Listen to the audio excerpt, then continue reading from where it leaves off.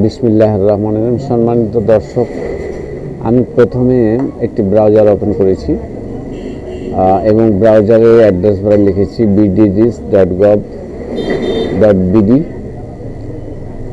তারপরে ইন্টার দিলে এরকম একটা ইন্টারফেস আসবে। আপনি আপনার স্মার্টফোন অথবা কম্পিউটার দিয়ে আপনি সহজেই একটি সরকারি ওয়েবসাইট ব্যবহার করে আপনার প্রয়োজনীয়, এটি আপনার পরিবারে এটি লাগবেই, আপনি যে পরিবারই হন, শিক্ষিত, অশিক্ষিত, মধ্যবিত্ত, নিম্নবিত্ত, উচ্চবিত্ত, অতএব এটি একেবারে সরকারি ওয়েবসাইট।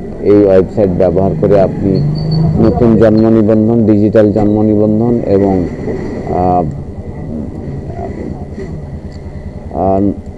ডিজিটাল জন্ম নিবন্ধন সংশোধন সহ আবেদন করতে পারবেন। তা আমি এটি দেওয়ার পরে, ইন্টার দেওয়ার পরে অন্য একটি ইন্টারফেসে আমাকে নিয়ে যাবে। তার আগে বলিনি, আপনি আমাকে ফলো করুন এবং সঙ্গে থাকুন। শেষ পর্যন্ত সঙ্গে যারা থাকবেন অশেষ ধন্যবাদ। আর আমার প্রোফাইলটি ফলো দিয়ে রাখুন, যাতে আমি আরও একটি প্রয়োজনীয় ভিডিও নিয়ে আসতে পারি। দেখেন, ইন্টার দিলে এরকম একটা ইন্টারফেস আসবে। এই ইন্টারফেস থেকে আপনি পূরণ করবেন। পূরণ করার পরে সব ঘরগুলো পূরণ করবেন, বাংলা নামে প্রথম অংশ, দ্বিতীয় অংশ। তারপরে পূরণ করে পরবর্তীতে ক্লিক দিলে এরকম একটা ইন্টারফেস আসবে। এই ইন্টারফেস থেকে সকল তথ্য আপনি পূরণ করবেন। পূরণ করার পরে যদি আপনি 2000 সালের আগে জন্ম হন, তাহলে পিতামাতার এনআইডি কার্ডের পিকচার আপলোড দিলেই হবে। আর যদি 2000 পরের জন্ম হয়, তাহলে আপনার পিতামাতার অবশ্যই ডিজিটাল জন্ম নিবন্ধনের তথ্য সাবমিট করতে হবে।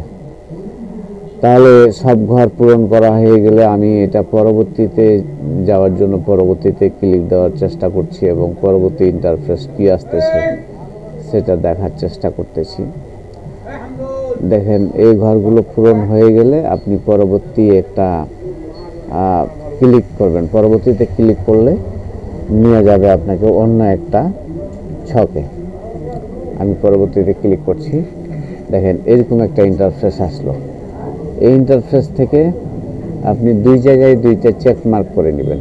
যে দুই জায়গায় আমি চেক মার্ক দিলাম, তাহলে আপনি আগে যে ঠিকানা দিয়েছেন ওই ঠিকানাটা এখানে হুবহু চলে আসবে। তারপরে নেক্সট করলে বা পরবর্তী করলে এখানে আপনার এরকম একটা ইন্টারফেস নিয়ে আসবে।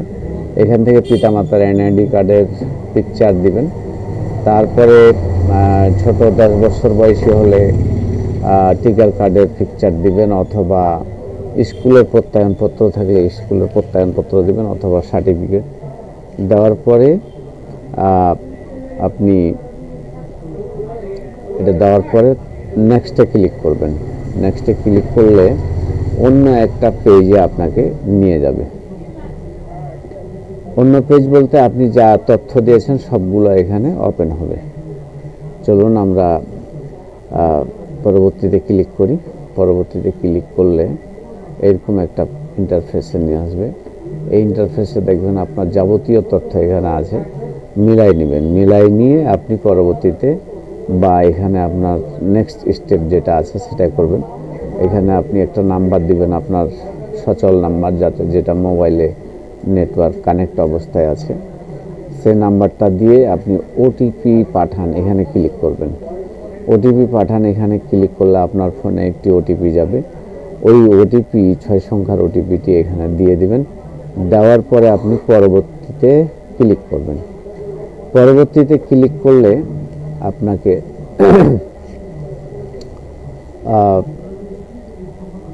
একটু ওয়েট করবে। পরবর্তীতে ক্লিক করলে একটু সময় নেবে। সময় নেওয়ার পরে আপনাকে নিয়ে যাবে একেবারে সাকসেসফুল ফাইনালি একটা পেজে। ওই পেজে থাকবে আপনার ওখানে যে আপনি তথ্য আপলোড দিলেন, ওই আপলোডের মধ্যে থাকবে আপনার অ্যাপ্লিকেশন আইডি। অ্যাপ্লিকেশন আইডিটি আপনি সাথে সাথে নোট করে নেবেন অথবা স্ক্রিনশট দিয়ে নেবেন। এই স্ক্রিনশট বা নোট করা আইডিটি আপনি ইউনিয়ন কাউন্সিল অথবা আপনার পৌরসভায় গিয়ে দিলেই যারা কম্পিউটার অপারেটর আছে এরকম একটা ইন্টারফেস আসবে। এখান থেকে আপনি অ্যাপ্লিকেশন আইডিটি এখানে দিলে আপনার একটা নিখুঁত ডিজিটাল জন্ম নিবন্ধন দিবে।